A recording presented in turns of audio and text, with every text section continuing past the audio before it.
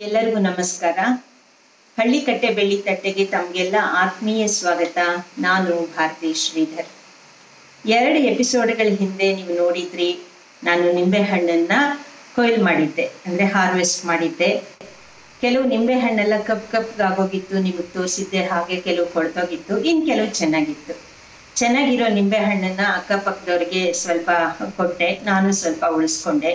ಹಾಗೆ ಈ ಕಪ್ಪಗಾಗಿರೋ ಅಂಥದ್ದು ಮತ್ತೆ ಕೊಳ್ತೋಗಿರೋ ಅಂತಹ ನಿಂಬೆಹಣ್ಣನ್ನ ಏನು ಮಾಡೋದು, ಬಿಸಾಕಕ್ಕೆ ನನಗೆ ಮನಸ್ಸು ಬರಲಿಲ್ಲ. ಹಾಗಾಗಿ ಯೂಟ್ಯೂಬ್ ಚಾನೆಲ್ನ ಒಂದು ನೋಡಿದೆ ನಾನು. ಅದರಲ್ಲಿ ಹೇಗೆ ಪಾತ್ರೆ ತೊಳೆಯೋ ಲಿಕ್ವಿಡನ್ನ ಮಾಡ್ತಾರೆ ಅನ್ನೋದನ್ನ ನೋಡಿ ಕಲ್ತ್ಕೊಂಡೆ. ಅದೇ ವಿಧಾನದಲ್ಲಿ ನಾನು ಮಾಡೋಣ ಅಂತ ಅಂದ್ಬಿಟ್ಟು ಏನೇನು ಸಾಮಗ್ರಿಗಳು ಬೇಕೋ ಅದೆಲ್ಲ ತಂದ್ಕೊಂಡೆ. ನಿಂಬೆಹಣ್ಣು ಹೊರತುಪಡಿಸಿ ನಮಗೆ ಬೇಕಾಗಿರುವಂತಹದ್ದು ಅಂಗಡಿಯಿಂದ ಏನು ತಂದ್ಕೊಳ್ಬೇಕಂದ್ರೆ ಅಂಟುವಾಳದ ಕಾಯಿ ಬೇಕು, ಅಂದರೆ ಸೋಪ್ ನಟ್ ಅಂತ ಹೇಳ್ತಾರಲ್ಲ ಅದು, ಹಾಗೇನೆ ವಿನಿಗರ್ ಬೇಕು, ಮತ್ತೆ ಕಲ್ಲುಪ್ಪು ಎಲ್ಲ ಕಡೆ ಸಿಗುತ್ತೆ. ಅಂಟುವಾಳದ ಕಾಯಿನೂ ಅಂಗಡಿಗಳಲ್ಲಿ, ದಿನಸಿ ಅಂಗಡಿಗಳಲ್ಲಿ ಸಿಕ್ಕತ್ತೆ.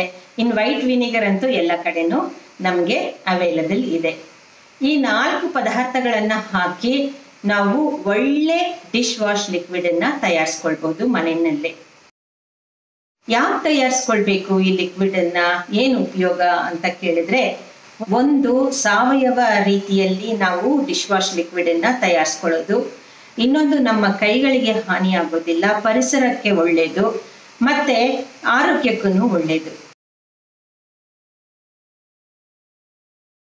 ಹಿಂದಿನ ಕಾಲದಲ್ಲೂ ಅಡುಗೆ ಮಾಡ್ತಾ ಇದ್ರು, ಜಿಡ್ಡಾಗ್ತಾ ಇತ್ತು, ಪಾತ್ರೆಗಳು ಮಸಿ ಆಗ್ತಾ ಇತ್ತು. ಅವ್ರೇನು ಪಾತ್ರೆಗಳು ತೊಳೆದೇನೆ ಹಾಗೆ ಉಪಯೋಗಿಸ್ತಾ ಇದ್ರ? ಹಳೆ ಕಾಲದ ಪದ್ಧತಿಯಲ್ಲಿ ಹುಣಸೆ ಹಣ್ಣು ಮತ್ತೆ ಸೀಗೆಕಾಯಿ ಪುಡಿ ಇಂಥದ್ದನ್ನೆಲ್ಲ ಹಾಕಿ ತೊಳಿತಾ ಇದ್ರು. ನಿಂಬೆ ಹಣ್ಣಿದ್ರೆ ಅದರ ಸಿಪ್ಪೆಯನ್ನು ಸಹ ತಾಮ್ರದ ಪಾತ್ರೆಗಳು, ಹಿತ್ತಾಳೆ ಪಾತ್ರೆಗಳು ಇವುಗಳನ್ನೆಲ್ಲ ತೊಳೆಯೋದ್ರಲ್ಲಿ ಉಪಯೋಗಿಸ್ತಾ ಇದ್ರು.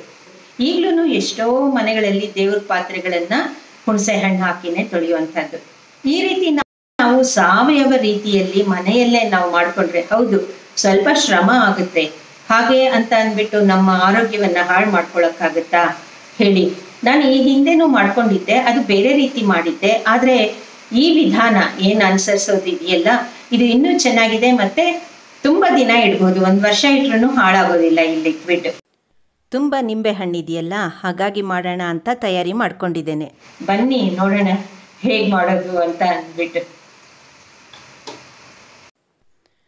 ಇಲ್ಲಿ ನಾನು ಸುಮಾರು ಸೈಜಿನ ಒಂದು 20 ನಿಂಬೆಹಣ್ಣನ್ನು ತೆಗೆದುಕೊಂಡಿದ್ದೇನೆ. ಹಾಳಾಗಿದ್ದರೂ ಪರವಾಗಿಲ್ಲ, ಅದರಲ್ಲೂ ಮಾಡಬಹುದು. 40 ಅಂಟುವಾಳದ ಕಾಯಿಯನ್ನು, ಅಂದರೆ ಸೋಪ್ ನಟ್ಟನ್ನು 2 ಕಪ್ ನೀರಲ್ಲಿ ನೆನೆಸಿಟ್ಟಿದ್ದೇನೆ. ಅರ್ಧ ಕಪ್ ಕಲ್ಲುಪ್ಪನ್ನು ಇಟ್ಕೊಂಡಿದ್ದೀನಿ. ಹಾಗೆ ವಿನಿಗರ್ ಸಹಿತ ಇಟ್ಕೊಂಡಿದ್ದೇನೆ.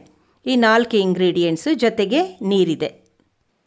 ಮೊದಲಿಗೆ ಇಟ್ಕೊಂಡಿದ್ದೀವಲ್ಲ ನಿಂಬೆಹಣ್ಣನ್ನು, ಅದನ್ನು ಹೋಳುಗಳಾಗಿ, ಚಿಕ್ಕ ಹೋಳುಗಳಾಗಿ ಹೆಚ್ಕೊಳ್ಬೇಕು. ಚಿಕ್ಕದ್ದಾದರೆ ಒಂದು 4 ಭಾಗ, ದೊಡ್ಡದಾಗಿದ್ದರೆ 6ರಿಂದ 8 ಭಾಗವಾಗಿ ಹೆಚ್ಕೊಳ್ಬೇಕು. ಹೆಚ್ಕೊಂಡಿರೋ ಅಂತಹ ಒಂದು ನಿಂಬೆಹಣ್ಣನ್ನು ದೊಡ್ಡದಾಗಿರುವಂತಹ ಮತ್ತು ದಪ್ಪಕ್ಕಿರುವಂತಹ ಪಾತ್ರೆಗೆ ಹಾಕಬೇಕು. ಏಕೆಂದರೆ ಸ್ವಲ್ಪ ನೊರೆ ಬರುತ್ತೆ, ಅಂಟುವಾಳದ ಕಾಯಿನೂ ಹಾಕ್ತೀವಲ್ಲ. ನಂತರ ನೀರಿನಲ್ಲಿ ನೆನೆಸಿಟ್ಕೊಂಡಿರೋ ಅಂತಹ ಅಂಟುವಾಳದ ಕಾಯಿ, ಅಂದರೆ ಸೋಪ್ ನಟ್ಟನ್ನು ಹಾಕಿಬಿಡಬೇಕು. ಬೇಕಾದರೆ ಇನ್ನೊಂದು ಅರ್ಧ ಕಪ್ ನೀರನ್ನು ಹಾಕಿ ಚೆನ್ನಾಗಿ 20 ನಿಮಿಷಗಳ ಕಾಲ ಅದನ್ನು ಬೇಯಿಸಬೇಕು.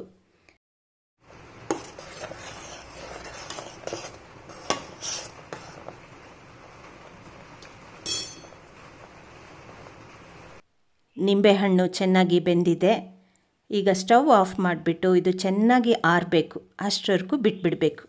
ಆರಿದ ಮೇಲೆ ಈ ಅಂಟುವಾಳದ ಕಾಯಿಯಲ್ಲಿ ಬೀಜಗಳಿರುತ್ತಲ್ಲ ಅದನ್ನೆಲ್ಲ ತೆಗಿಬೇಕು.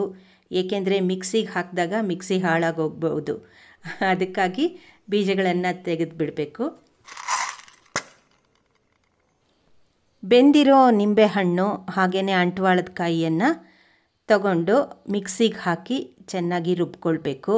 ಈ ಬೇಯಿಸಿದ ನೀರಿರುತ್ತಲ್ಲ, ಮಧ್ಯೆ ಮಧ್ಯೆ ಬೇಕಾದರೆ ಅದಕ್ಕೆ ಹಾಕ್ಕೊಂಡು ನುಣ್ಣಗೆ ರುಬ್ಕೊಂಡು ಇಟ್ಕೊಳ್ಬೇಕು.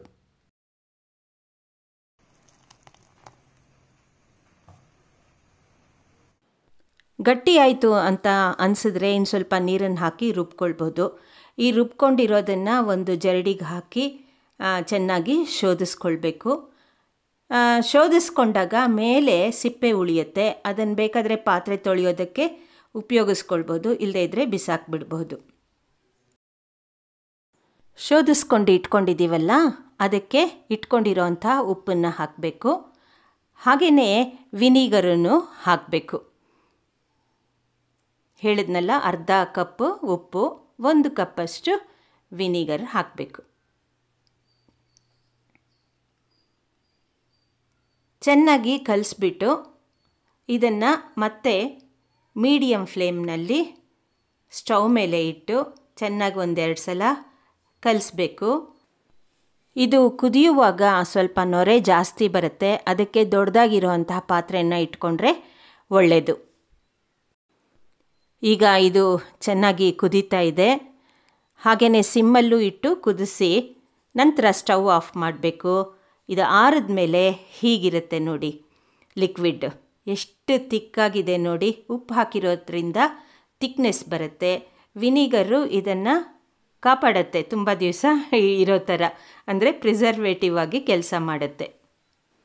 ನಿಂಬೆಹಣ್ಣು ಹಾಗೂ ಅಂಟ್ವಾಳದ ಕಾಯಿ ಜಿಡ್ಡನ್ನು ಹಾಗೆಯೇ ಕಲ್ಮಶವನ್ನು ತೆಗೆಯುತ್ತೆ. ಪಾತ್ರೆ ಚೆನ್ನಾಗಿ ಪಳಪಳ ಹೊಳೆಯುವಂತೆ ಮಾಡುತ್ತೆ.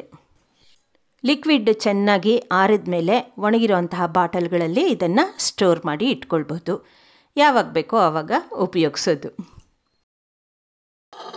ಇವತ್ತು ನಾನು ಮಾಡಿದ ಡಿಶ್ ವಾಶ್ ಲಿಕ್ವಿಡ್ಡು 3 ಬಾಟಲ್ಗಳಷ್ಟಾಯಿತು. ಹೀಗೆ ನಾವು ಆರ್ಗ್ಯಾನಿಕ್ ಡಿಶ್ ವಾಶ್ ಲಿಕ್ವಿಡನ್ನು ತಯಾರಿಸ್ಕೊಂಡು ಇಟ್ಕೊಂಡ್ರೆ ನಿಜವಾಗ್ಲೂ ನಮ್ಮ ಕೈಗಳು ಹಾಳಾಗಲ್ಲ, ಖರ್ಚೂ ಆಗೋದಿಲ್ಲ, ಹಾಗೆಯೇ ಆರೋಗ್ಯಕ್ಕೂ ಒಳ್ಳೆಯದು. ಏನಂತೀರಿ? ನೋಡಿ, ಹೊಸ brand dish wash liquid is ready.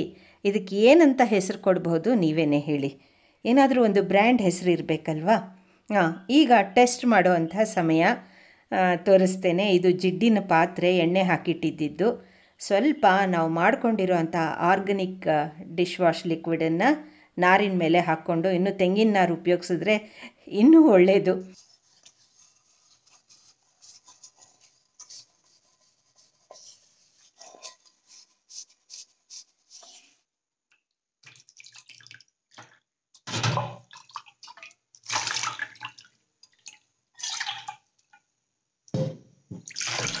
ಜಿಡ್ಡೆಲ್ಲ ಮಂಗಮಾಯ ಆಗೋಯ್ತು. ಪಾತ್ರೆ ಅಂತೂ ಸಖತ್ ಕ್ಲೀನ್ ಆಯಿತು. ತುಂಬ ಪಳಪಳ ಅಂತ ಹೊಳಿತಾ ಇದೆ. ಜಿಡ್ಡೆಲ್ಲ ಹೊರಟೋಗ್ಬಿಟ್ಟು ಒಂಥರ ಫ್ರೆಶ್ನೆಸ್ ಫೀಲ್ ಆಗ್ತಾಯಿದೆ. ಸೊ ನೀವೂ ಈ ರೀತಿ ಮನೆಯಲ್ಲೇ ಆರ್ಗ್ಯಾನಿಕ್ ಡಿಶ್ ವಾಶ್ ಲಿಕ್ವಿಡನ್ನು ತಯಾರಿಸ್ಕೊಳ್ಳಿ. ನಿಜವಾಗ್ಲೂ ತುಂಬ ಒಳ್ಳೆಯದು. ಸೊ ಏನನ್ನಿಸ್ತು ಈ ವಿಡಿಯೋ ಬಗ್ಗೆ ಕಾಮೆಂಟ್ ಮಾಡಿ ತಿಳಿಸಿ. ಎಲ್ಲರೂ ಆರೋಗ್ಯವಾಗಿರಿ, ಆನಂದವಾಗಿರಿ. ಸರ್ವೇ ಜನಾಃ ಸುಖಿನೋ ಭವಂತು. ಎಲ್ಲರಿಗೂ ನಮಸ್ಕಾರ.